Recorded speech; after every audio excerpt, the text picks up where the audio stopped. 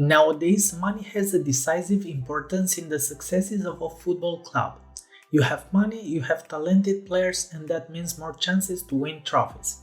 This recipe is used by all clubs, from the small ones to the big ones. At the high level, the teams that win the Champions League are usually the ones that have seriously invested in players, salaries, infrastructures, and so on.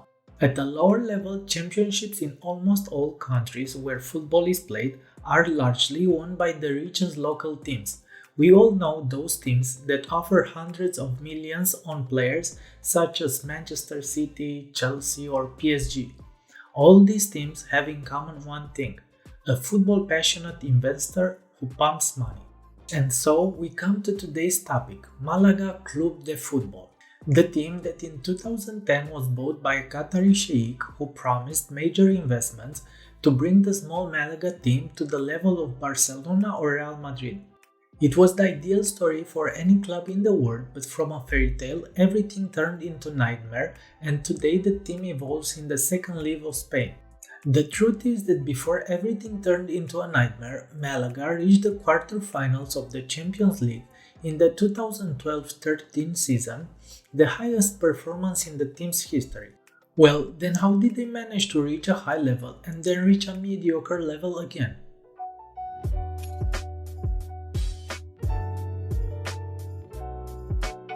Malaga is a Spanish team founded in 1948 that has never had extraordinary performances. It was constantly a second league team that occasionally promoted to the first league or relegated to the third league. In 1999, they reached the first division again and managed to stay for more years than usual, relegating only in 2006. Because they had quite serious financial problems, the president Fernando Sanz started looking for new investors and found them in Qatar. After only 1 week of negotiations, Fernando agreed with the Sheikh Abdullah bin Nasser bin Abdullah Al Ahmed Al Thani. I hope you had time to tap that like button while I was saying this long name. Not? Okay, let me tell you that again. Abdullah bin Nasser bin Abdullah Al Ahmed Al Thani. I hope we are fine now. Okay. The Sheikh proposed an ambitious project and became the new owner of the club for 36 million euros and the promise that he will pay all the debts of the club. Al Thani said upon purchasing Malaga, "Our goal is to help Malaga take the necessary steps to consolidate its presence in La Liga and to reinforce the excitement and hopes of the supporters." The first season under Al Thani's ownership was not necessarily one that fans expected. The investments came, but not close to the investments of a club like Manchester City or PSG. Over 25 million euros was spent on multiple players, with Martin Demichelis, Julio Baptista and Willy Caballero being the highlights. In addition to the new players, a new coach came, Jesualdo Ferreira, who won 3 league titles in a row with Porto. After only 9 matches, Ferreira was fired and Manuel Pellegrini was installed as their new manager. It will take time, but our objective is for Malaga to be one of the greatest teams in Spain, Al Thani said in an October 2010 television interview in which he implied he had opted to buy Malaga rather than Liverpool, which was sold the same year to American investors for about 400 million euros. Pellegrini was able to revive Malaga successfully from the relegation zone and help them finish 11th for the 2010-11 season. Even if they did not get a top ranking, the fans were confident that this was just a transition season, and pretty much was. In the second season, Al Thani invested another 60 million euros to bring in new players such as Santi Cazorla, Jeremy Toulalan, Nacho Monreal, Isco, Joaquin and Ruud van Nistelrooy. That investment saw Malaga finish 4th in La Liga, which meant that they will play in Champions League next season. This 4th place still is the best ranking in the history of the club. Al Thani's investments were beginning to bear fruit, and the Qatari millionaire was already seen as a messiah in Malaga, who dreamed of threatening the traditional Real Barcelona supremacy in Spanish football, especially since the dream seller had also announced the construction of a new arena with 65,000 seats to replace the La Rosaleda Stadium owned by the local authorities. Paradoxically, the best year of Andalusians was the beginning of the end.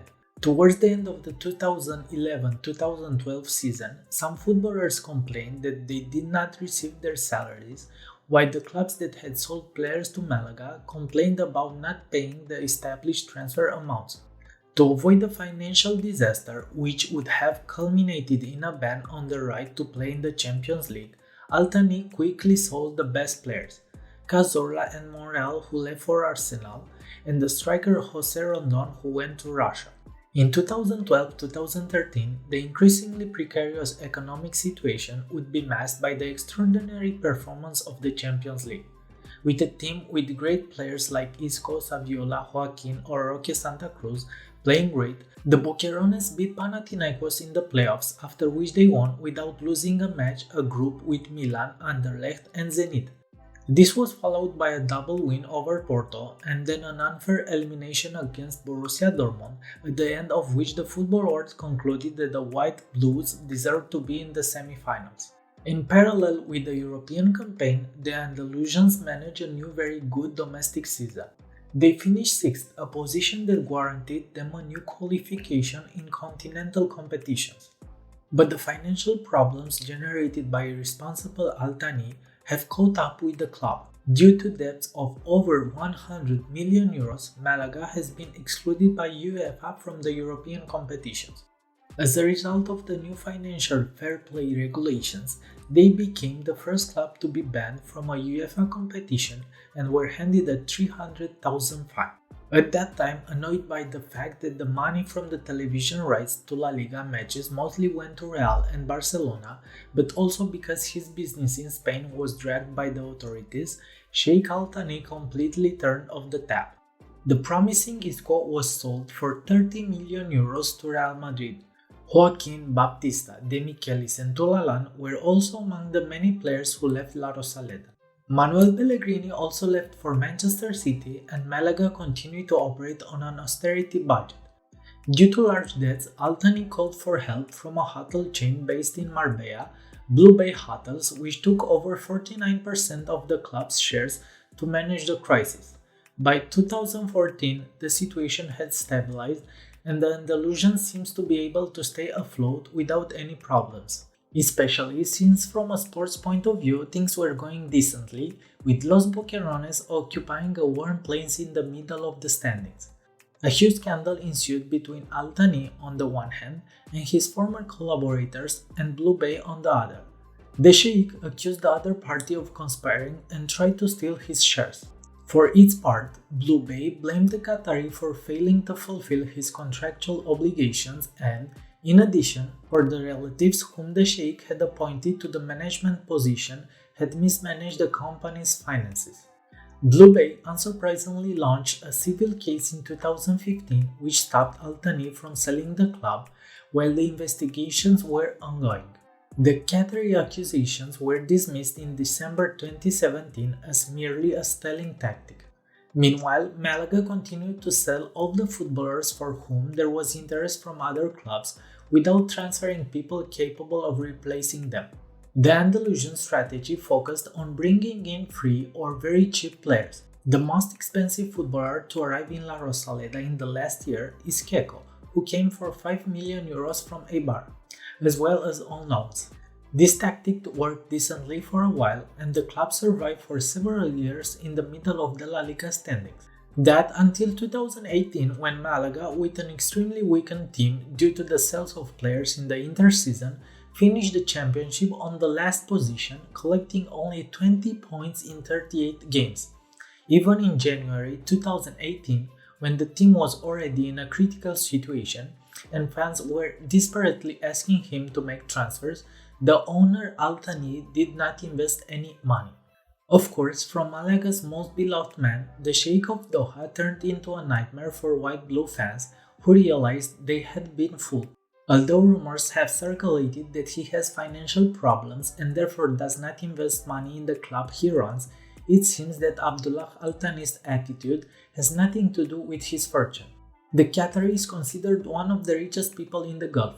His refusal to invest in Malaga would rather be a personal revenge, a response to the indifference of the local authorities to the business he planned to develop in the Costa del Sol area.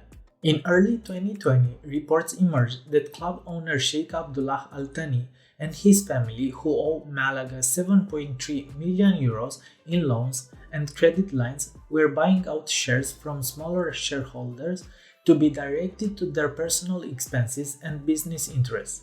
In August 2020, Malaga issued a statement that they would lay off the entire first team squad to save the club from oblivion. At present, Malaga is in the middle of the second league and the future of the team from La Rosaleda is uncertain. After buying players worth 85 million euros in the first two seasons, the situation has changed completely. To date, excluding the two seasons, the team has sold players for about 210 million euros and bought for only 8 million euros.